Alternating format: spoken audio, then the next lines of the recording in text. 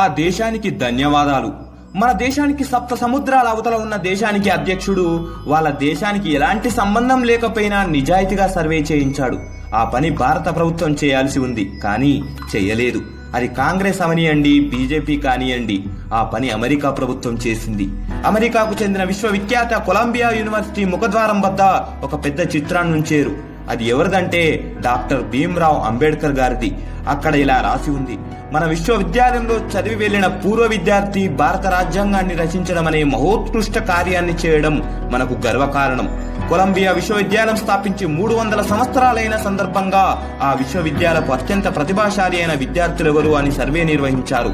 అందులో 6 పేర్లు ప్రముఖులుగా రాగా అందులో నెంబర్ 1 స్థానంలో వచ్చింది డాక్టర్ భీమ్రావ్ అంబేద్కర్ గారి పేరే.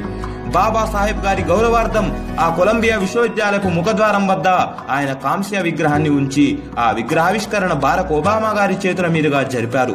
ఈ విగ్రహం కింద ఈ విధంగా రాశారు: సింబల్ ఆఫ్ నాలెడ్జ్, అనగా జ్ఞానానికి ప్రతీక అని.